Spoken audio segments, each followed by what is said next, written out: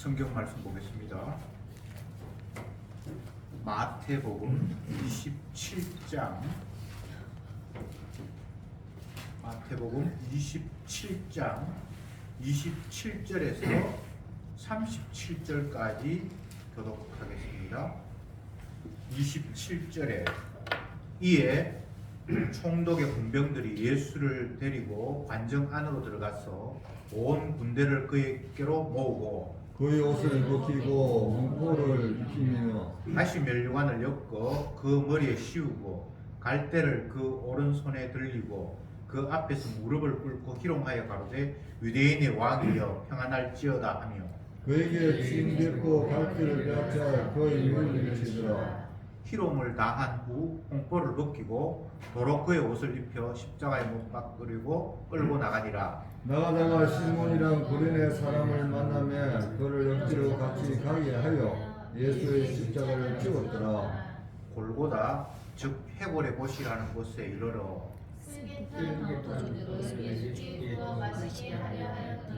예수께서 맛보시고 마시고자 아니하시더라. 저희가 예수를 십자가에 못 박은 후에 그 옷을 제비 뽑아 나누고 그 위에 앉아 지키더라.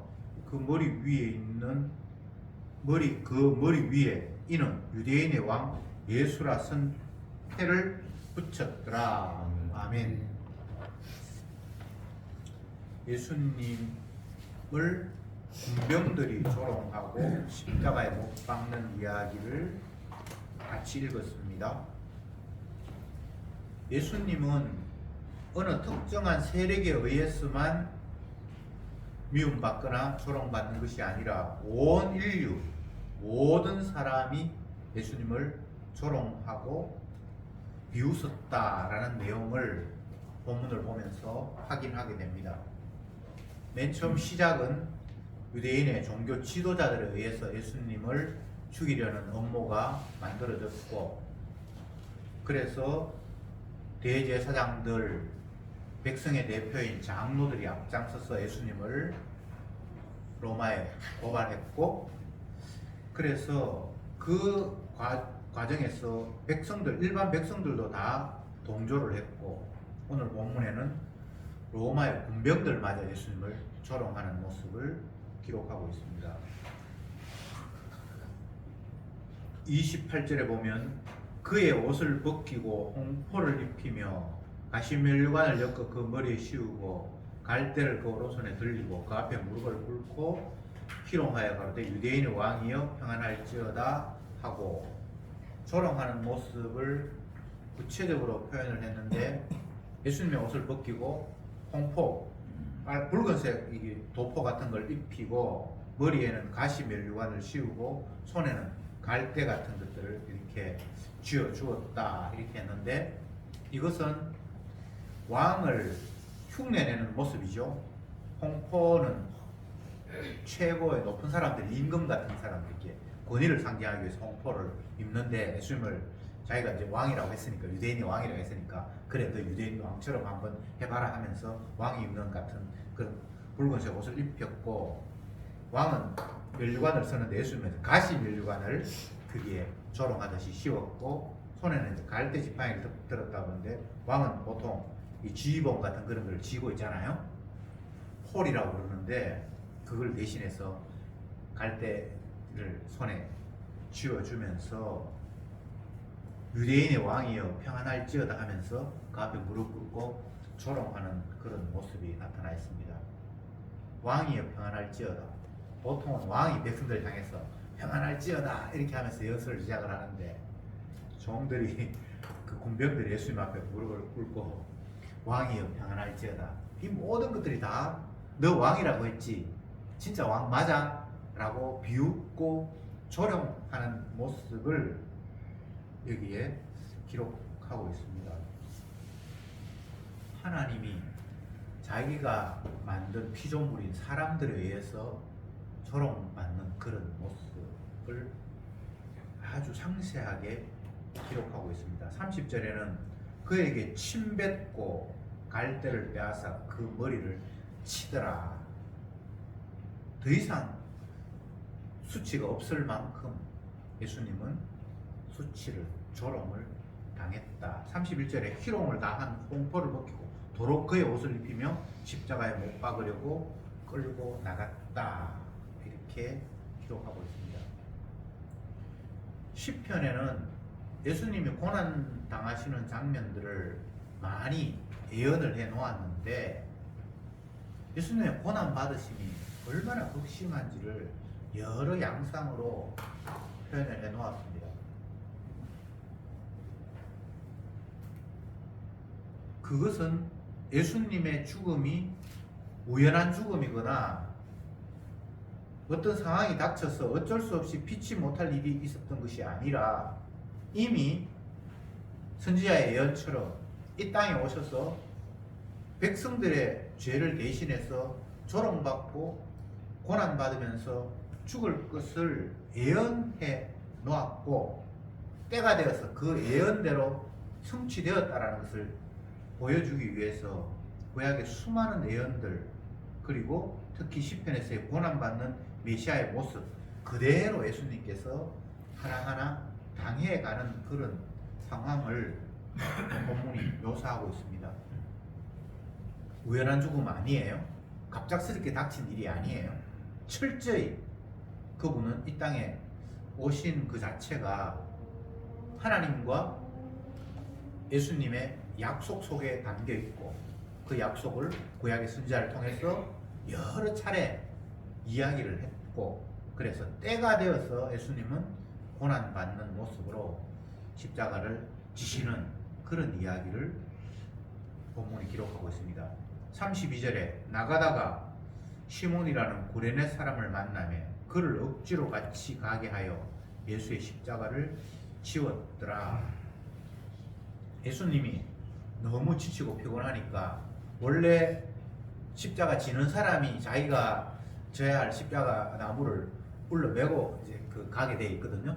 근데 도저히 예수님이 그걸 질 만한 그런 기력이 없어서 자꾸 쓰러지고 하니까 길 가는 어떤 사람 하나를 군인들이 붙들어서 네가 매라 하면서 억지로 예수님의 십자가를 지웠다라고 기록하고 있고 33절에 골고다 즉 해골의 곳이라는 곳에 이르러 슬개탄 포도주를 예수께 주어 마시게 하려 하였더니 예수께서 맛보시고 마시고자 아니하더라. 여기 슬개탄 포도주는 그 십자가 지시는 그 죄수들을 조금 더 고통을 경감하기 위해서 아마 이런 것을 주었던 그 풍습이 있었던가 봅니다. 멀쩡한 사람을 갑자기 십자가에 매달아 놓고 못을 박아서 피가 다 빠져서 죽게 해야 되니까 그 고통이 너무 심한 거잖아요. 그래서 그걸 보는 사람이 너무 안쓰럽고 안타까우니까 설계탄 포도주, 요즘으로 이야기하면 좀 이렇게 마취제 비슷한 거, 그래도 생사람이 죽어가는 모습을 보는 사람이 너무 고통스러우니까 좀 고통을 잊게 하기 위해서 이렇게 마취제 같은 것들을 예수님께 주었는데 예수님은 거절했다.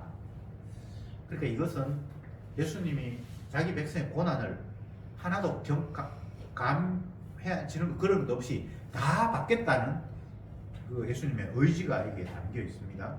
그 다음 35절에 저희가 예수를 십자가에 못 박아주고 그 옷을 제비고 갔더라. 여기 34절, 35절도 시편에 나타나 있는 예언들이 그대로 이루어지는 장면입니다. 설계탄 포도주를 먹었다. 이건 한번 찾아보는 게 좋겠네요. 시편 69편 21절입니다.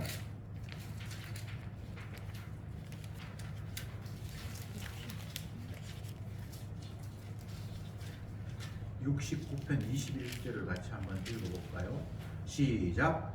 저희가 슬개를 나의 술물로 주며 가라니를 초로 마시게 하였으며. 여기서 다윗의 시인데 다윗은 선지자고 예언가이거든요.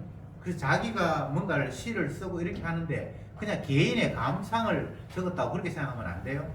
장차 오실 예수님, 고난받을 예수님의 모습을 담아 놓았고 저희가 슬개를 나의 식물로 주며 갈할 때에 초로 마시었사오니, 장차 예수님께서 이렇게 고난받는 모습을 담아 놓았습니다.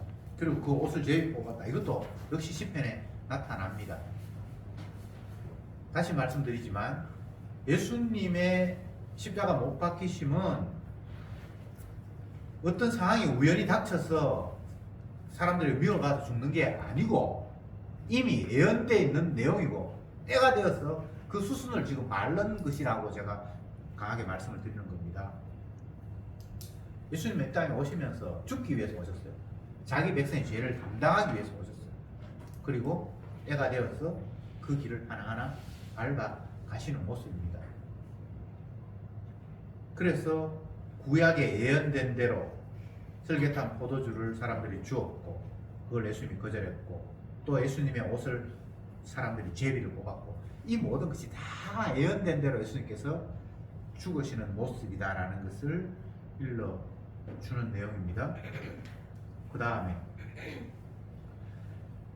37절에 거기 앉아 지키더라. 37절 그 머리 위에 이는 유대인의 왕 예수라 쓴패가 붙었더라.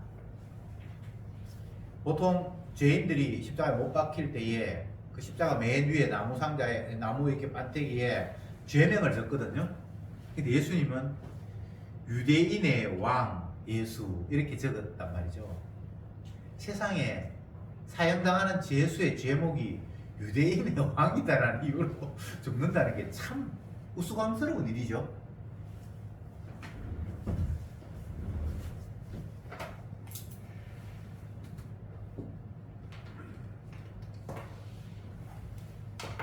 이게 이제 십자가의 모양이고 예수님이 팔을 이렇게 양쪽에 하고 다리를 이렇게 해서 머리에 뭐 면류관을 씌우고 여기 못을 박고 아래도 못을 박고 이렇게 죽이는데 요 나무 위에 팻말에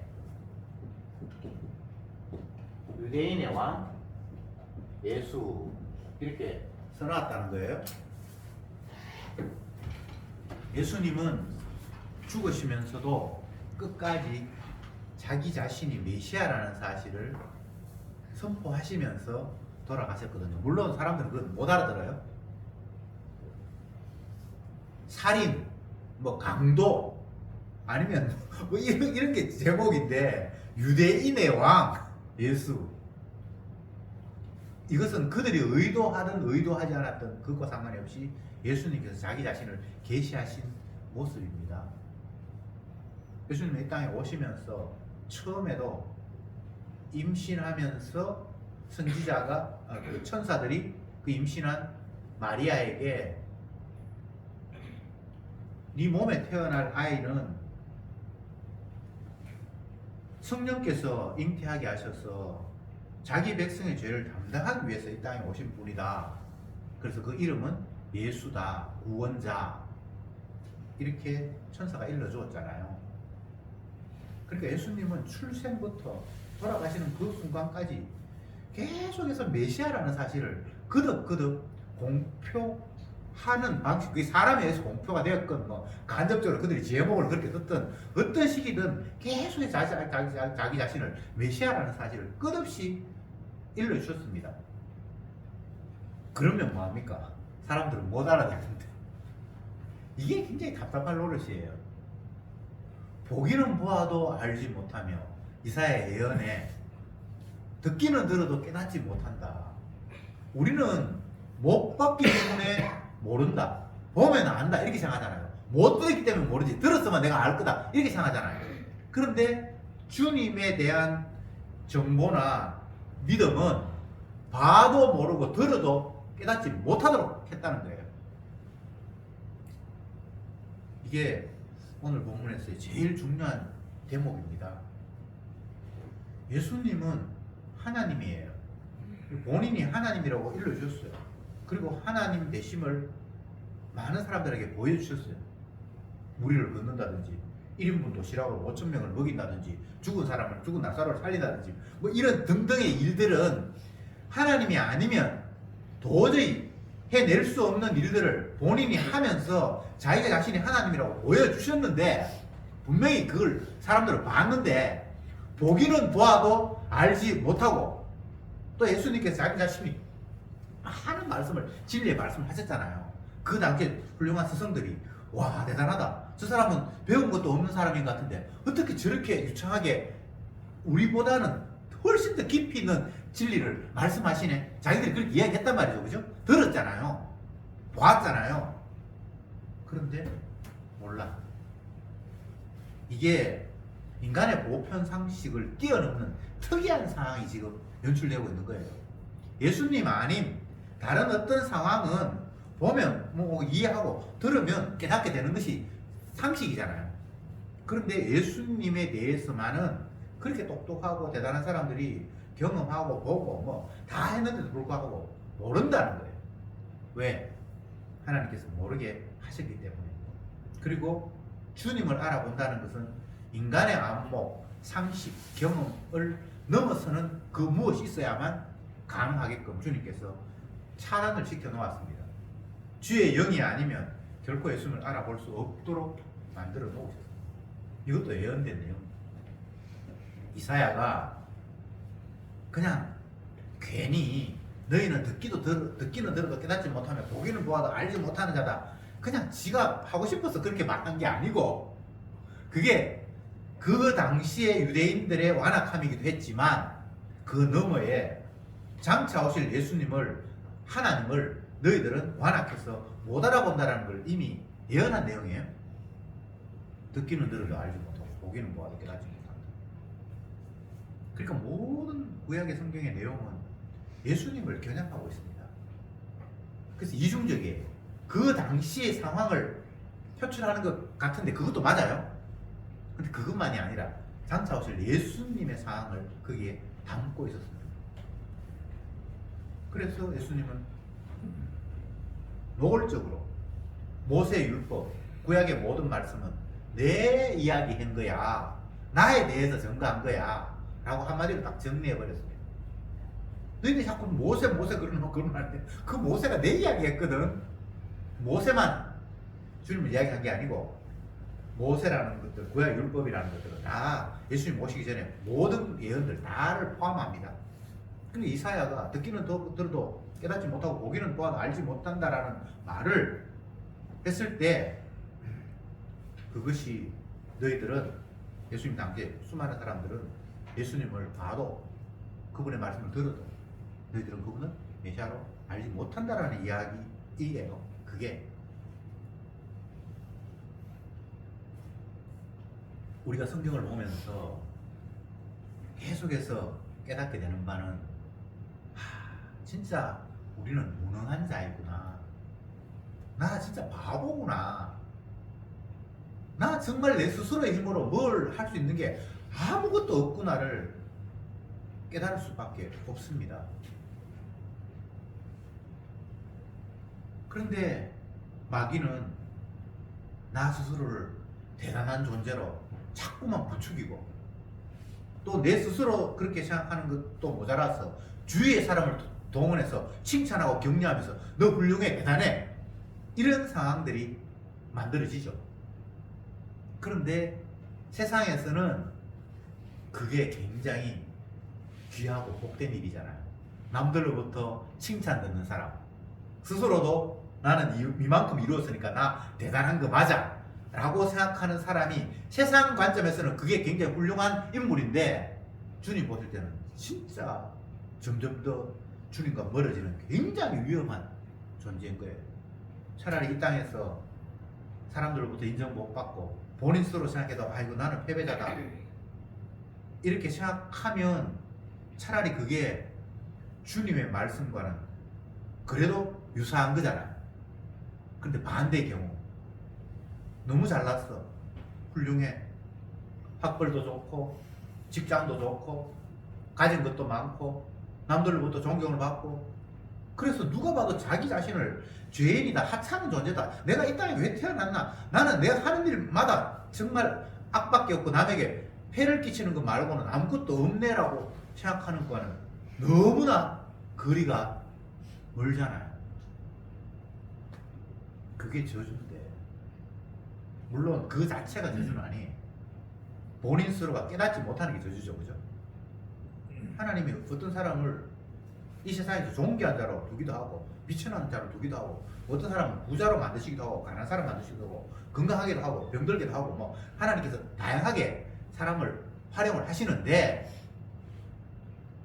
본인이 자기 자신을 내가 아무짝에도 쓸모없는 정말 내가 하는 일들은 다 죄악밖에 없는 그리고 나는 정말 무능한 존재라는 것을 깨달으면 그건 엄청난 은혜인데 반대의 상황으로 나는 훌륭해 나는 살 가치가 있어 나는 앞으로 이런 큰 일을 해야 돼 하면서 자기 자신에게 대단한 의미를 부여하는 것 그게 주님의 말씀과는 정반대의 상황이라고 제가 말씀드리는 거예요. 예수님의 모습을 보면서 로마의 군병마저도 예수님을 지금 조롱하고 있습니다. 너 유대인의 왕이지. 그래. 왕 노릇 한번 해봐. 그러면서 온갖 조롱을 다 하는 그런 모습. 그게 하나님의 모습이었어요. 이 땅에서의 상식과는 완전히 뒤집히는 거잖아요. 이 땅에서 인간의 상식은 왕이라면 왕의 품격에 맞게 위엄도 있고 권위도 있고 능력도 있고 누구로부터도 다 존경을 받을 수 있는 그런 어떤 뭔가가 있어야만 왕이잖아요. 근데 예수님의 모습은 지금 반대가 돼도 너무나 비참한 거예요. 이게 예수님이 의도적으로 이렇게 한 거예요. 왜? 너희들의 사고방식 자체가 다 하나님의 뜻과는 완전히 뒤집어져 있다는 것을 보여주는 거예요.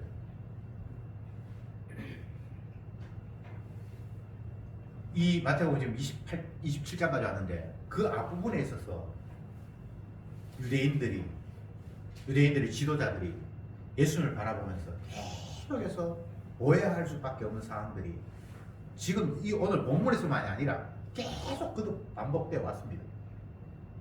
예수님이 처음 설교라고 할 수 있는 산상설교 언덕에 올라가서 모여있는 무리들에게 산상설교를 했잖아요.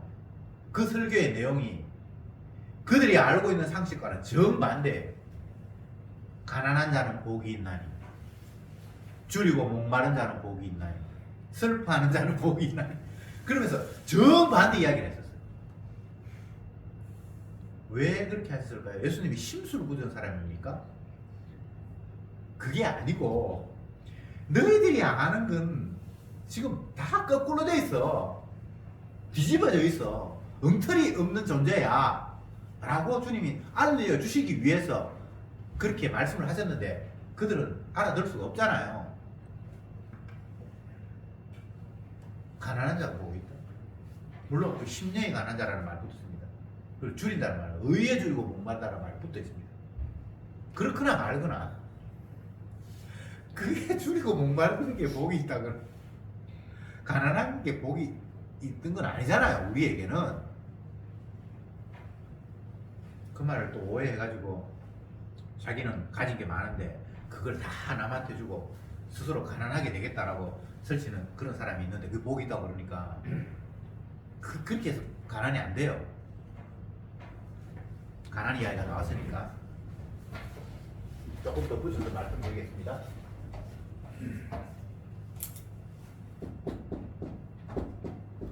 심령이 가난한 자가 복이 있다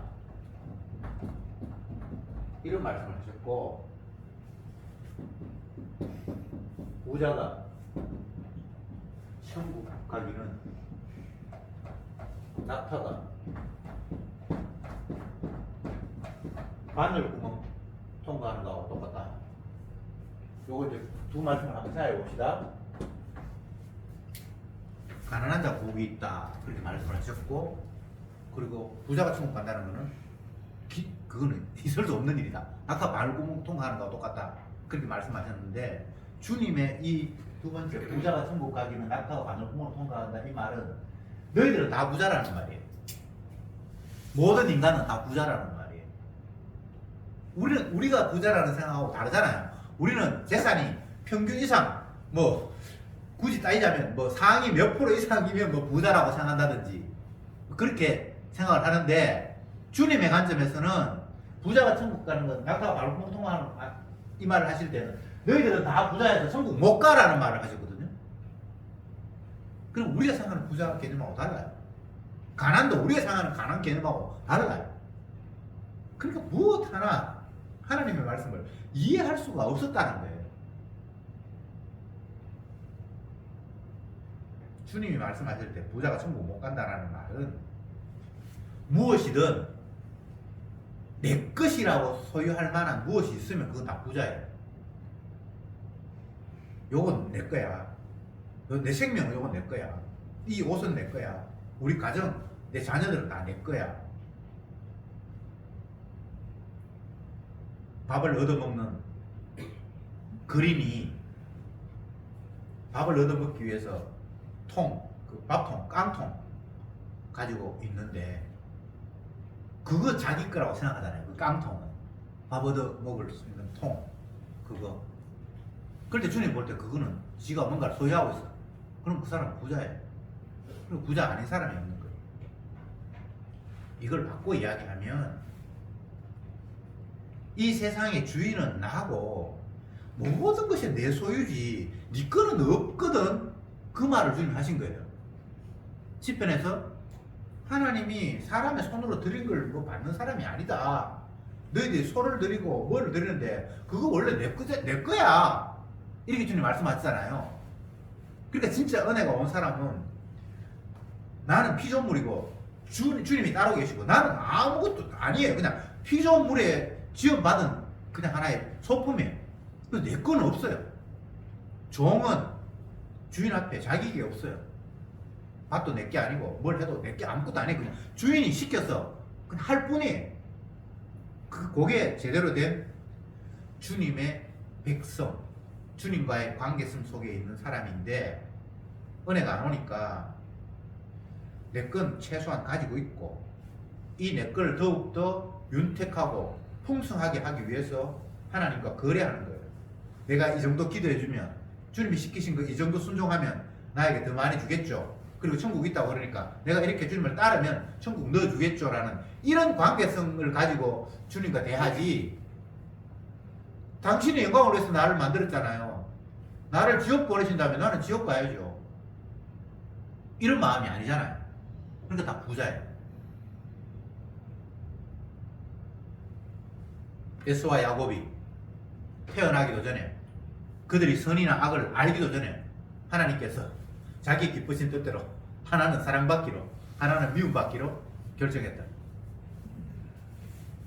이 이야기는 인간이 뭔가를 소유하거나 뭐 어떻게 선택하거나 할 수 있는 그런 여지가 없어요. 하나님이 자기 기쁘신 뜻대로 누구는 사랑하고 누구는 미워하고. 이게 은혜가 아니면 결코 받아들일 수 없는 내용이에요. 제가 최근에 어떤 분의 설교를 한번 들어봤어요. 그분은 어떤 분인가 하면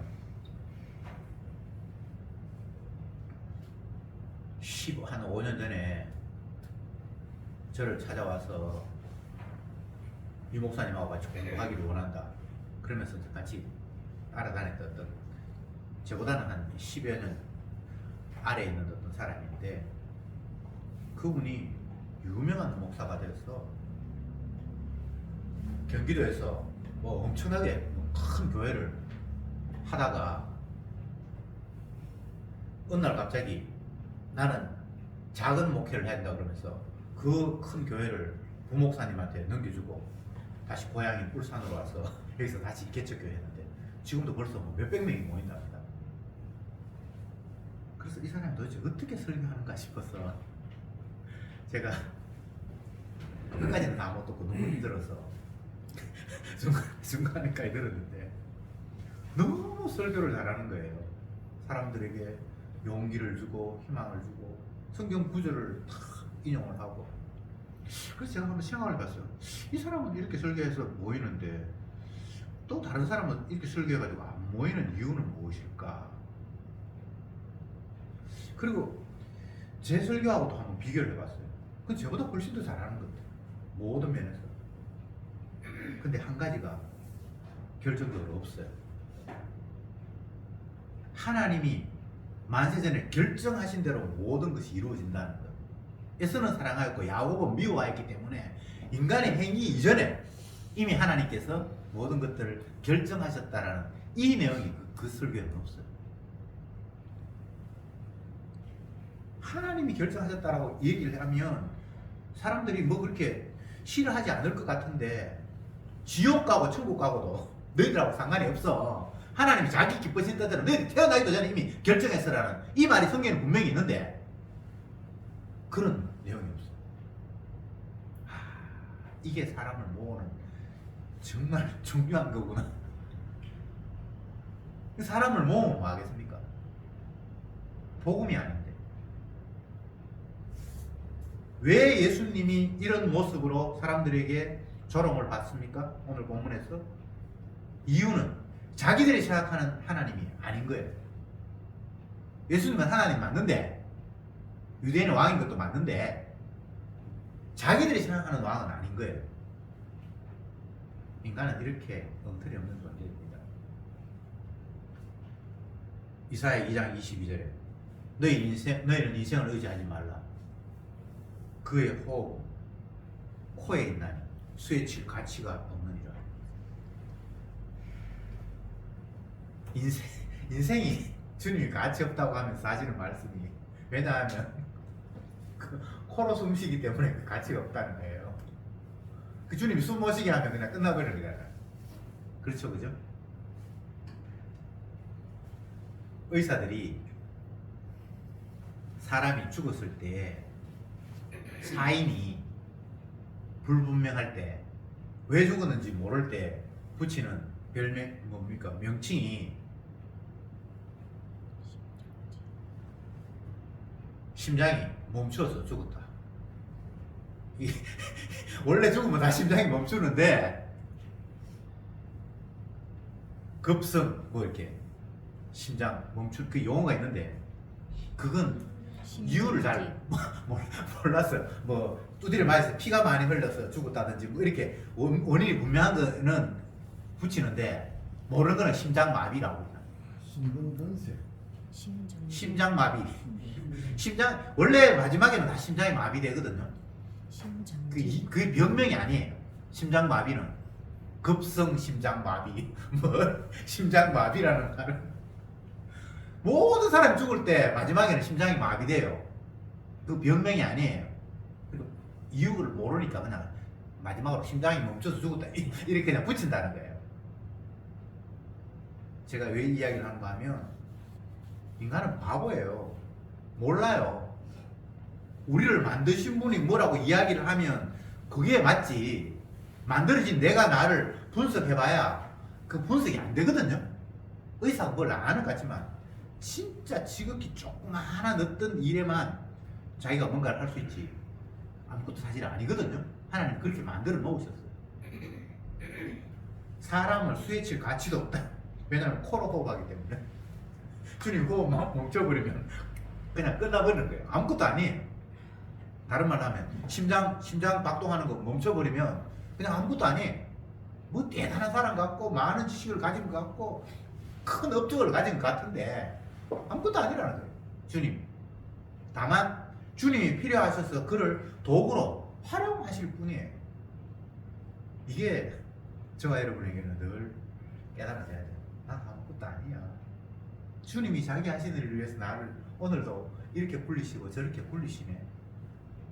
그러니까 그런 마음이 있으니까 다윗의 고백처럼 주의 영을 내게서 거두지 마옵소서. 성신을 내게서 거두지 마옵소서. 성신은 신약의 성령은 우리에게 예수님의 십자가의 의미를 알려주는 영이에요. 그러니까 주님의 십자가의 의미가 전해지지 않으면 다 꽝이에요. 뭘 했든 다 그건 의미 없음이 되버리죠. 그러니까 다윗이 그런 기도를 하는 거예요. 주의 영을 내게서 거두지 마, 성신을 내게서 거두지 마옵소서. 지금으로 이야기하면 십자가의 그 은혜를 막지 마옵소서. 그 십자가의 사랑의 의미를 깨닫는 일에서 나를 밀어내지 마옵소서라는 그 의미거든요. 왜냐하면 그게 그래 돼버리면 진짜 나는 아무 의미가 없는 그냥 돌덩어리 같은 그런 존재니까. 나이 드신 어른이 그런 이야기를 한 걸 제가 들었어요. 다른 모든 것들은 세월이 지나고 하면 나름대로 가치가 있는데 인간은 늙으면 진짜 가치가 없다고 그런 이야기를 어떤 분하고 통화를 하면서 그렇게 말씀하시는 걸 제가 들었어요. 가만 생각해보니까 참 맞는 것 같아. 가구도 건물도 뭐 오래된 나름대로 뭔가 가치를 부여를 하는데 사람이 늙으면요 어디에다 써주지를 않아요. 정말 귀찮은 존재잖아요. 그런데 사실은 따지고 보면 젊어서도 인간들끼리는 의미가 있는지 모르지만 하나님 보실 때 늙거나 젊거나 그냥 주님의 소품일 뿐이에요. 도구일 뿐이에요. 하나님이 활용하시는 그 소품이에요. 이런 의식이 성도에게 있으면 하나님의 말씀이 훨씬 더 깊이 있게 다가올 수 있는 그런 바탕이 돼요. 그렇지 않으면 하나님의 말씀이 자꾸 튕겨나가요. 왜 이렇게 하셨지? 이렇게 하면 나한테 불리한데? 왜 하나님의 말씀을 가지고 유불리를 계산하죠? 자기를 지키려고, 자기를 더 공고히 하려고 하는 그런 마음 때문에. 내가 없는데, 이 내게 아닌데 나를 공고히 한다는 게 우습잖아요. 그냥 가라 하면 가고 오라 하면 오나이다. 그런 마음이 있다면 하나님의 말씀이 튕겨나갈 일이 없죠. 그냥 그게 다 주의 말씀이고 주님의 뜻이니까. 바울이 주여, 주의 백성들이 주님의 말씀을 깨닫고 구원을 얻을 수 있다면 내가 주님부터 배척받는다 할지라도 나는 주님의 백성이 구원 얻기를 원합니다. 이런 기도를 하고 있어요. 모세도 그런 기도를 했어요. 우리가 그 마음을 진짜 이해하기 힘들죠. 그런데 그 마음에는 자기 자신은 주님의 도구일 뿐이지 내가 뭘 했다고 해서 그에 대해서 보답을 받는다거나 이런 존재가 아니라는 걸 고백하는 거예요. 사도 바울은 복음 전하는 일에 목숨을 걸었잖아요. 그런데 복음을 전하는 이유가 뭡니까? 그들이 주님의 뜻을 알고 주님의 백성으로 주님과 더불어 영생하기를 원하는 그 마음이잖아요. 그걸 전했다면 본인은 그런 마음이 없을 수 없잖아요. 나도 주님과 더불어 영생하기를 원한다. 사도 바울은 이렇게 이야기해요. 나 빨리 죽었으면 좋겠다. 너무 고생하기 힘든데 빨리 이 몸을 벗고 주와 함께 거하기를 원한다라는 마음을 했잖아요. 그런데 그가 주님의 백성들이 구원을 얻을 수 있다면 내가 구원 못 얻는다 할지라도 나는 그들 구원 얻는다. 이거는 정반대되는 개념이잖아요. 근데 그게 반대가 아니에요. 철저히 주님의 능력 앞에 나는 아무것도 아닌 존재고 사용되는 도구에 지나지 않는다는 걸 고백한 거예요. 나 아무것도 아니야. 하나님이 그냥 나를 들어 사용하는 거야. 이것을 세례 요한의 표현을 하면 나는 광야에 외치는 소리야. 소리는 왜 그런 표현을 쓰는가 하면 자꾸 사람들이 세례 요한을 대단하게 인정하는 거예요. 훌륭하다고, 능력이 있다고. 근데 자기 자신은 아무것도 아니라는 거예요. 그냥 하나님이 나를 입을 열어가지고 나불나불 지키게 해가지고 그냥 내가 말하는 것 뿐이라는 거예요. 이건 겸손이 아니고 주님 앞에 자기 자신을 정확하게 파악한 그런 고백이에요. 예수님의 십자가에 죽으심, 이것이 바울의 표현에 의하면 십자가의 도가 구원 얻는 자에게는 하나님의 능력이지만 유대인에게나 헬라인에게나 어리석게 들린다. 왜 어리석게 들릴까요? 자기가 여전히 살아있고 자기의 판단력과 자기의 지식을 가지고 그 십자가를 바라보니까 그게 어리석은 거예요. 그게 결코 구원할 수가 없는 걸로 그렇게 비춰줄 수밖에 없는 거예요. 그러나 그게 하나님의 능력으로 다가오는 사람에게는 그것이 유일한 생명이라고 그렇게 받아들여지는 거예요. 이제 정리하겠습니다. 주님의 일하심 그리고 주님의 말씀은 인간의 상식과 경험과 판단을 가지고 측정하거나 구분하는 것은 애초에 불가능하도록 주님 만들어 놓으셨습니다. 듣기는 들어도 깨닫지 못하도록 하셨으니까. 그래서 그런 방법을 아예 하나님 말씀을 이해함에 있어서 적용하려고 생각하지 마세요. 나 말씀 좀 많이 읽었어. 나는 이때까지 신앙생활 했으니까 내가 산전수전 알겠거든. 그런 것하고 말씀해서 아무 상관이 없습니다. 나는 공부나 꽤 했어. 난 문학적인 그런 문해 능력이 있어. 그렇기 때문에 문장은 해석할 자격이 있어. 그런 소리 하면 안 됩니다. 막아 놓으셨어요. 안 됩니다. 그 1차적으로 저와 여러분들이 가져야 할 생각은 나는 주님 앞에 무능자고 하나님이 말씀하시는 그 말씀 앞에 나는 까막눈이다라는 것을 1차적으로 늘 인식하셔야 됩니다. 뭐 신앙생활을 오래 했고 뭐 성경을 읽었고 그거하고 아무 상관이 없습니다. 유대인들이 신앙생활을 뭐 우리보다 못해서 성경 지식이 없어서 지금 이러고 있습니까? 막아 놓았다니까요. 안 되도록. 그러니까 우리는 생각을 이렇게 하죠. 나는 주님 앞에 차단된 존재구나. 하나님의 말씀 앞에 나는 까막눈이구나 라는 것들을 기본적으로 깔고, 그럼에도 불구하고 주님의 말씀이 십자가의 의미가 세상 사람들이나 보편 상식과는 다르게 아멘으로 받아들여지는 십자가의 도가 어리석게가 아니라 하나님의 구원의 능력으로 받아진다면 주의 영이 작동한 거예요. 그것 말고는 다른 식의 해석이 불가능합니다. 그래서 야곱은 사랑하고 에서는 미워하였다는 그 말이 혹시나 내가 그러면 에서가 되면 어떡하지? 이런 생각이 드는 것이 아니라 주님이 그렇게 하신다면 그건 당연하게 그렇게 하셔야죠 라고 이렇게 그냥 순순히 받아들여질 때 그건 주님의 은혜예요. 자꾸만 마귀는 우리를 슈퍼맨으로 만들고 대단한 사람으로 만들고 하나님의 능력이 막 초월적인 어떤 일을 할 때에 주께서 나와 함께 하시고 내가 성령 받은 것처럼 그렇게 우리를 호도하고 있습니다. 그런데 주의 성령이 우리에게 임하면 나를 무능자로 깨닫게 해요. 나는 아무것도 아니요. 나는 죄인 중에 겠어요. 나는 모친이 죄 중에 겠어요. 내한테는 죄밖에 안 나옵니다. 그렇기 때문에 주님이 나를 붙들어 주시지 않으면 나 아무것도 아닌 거 나 고백할 수밖에 없어요. 주여 나를 떠나지 마옵소서. 성신을 내게서 거두지 마옵소서 라는 그 마음, 그가 주님의 은혜를 아는 마음이고 주님의 십자가의 의미를 깨달은 성도입니다. 기도합시다. 주님, 로마의 군병들마저 예수님을 조롱하고 어떻게 왕이 이 모양 이 꼴이냐라고 비난하는 이 상황은 그들이 특별히 안목이 부족하거나 경험이 없어서가 아니라 차단시켜 놓으신 주님의 그 일 때문이었음을 다시 한번 깨닫게 됩니다.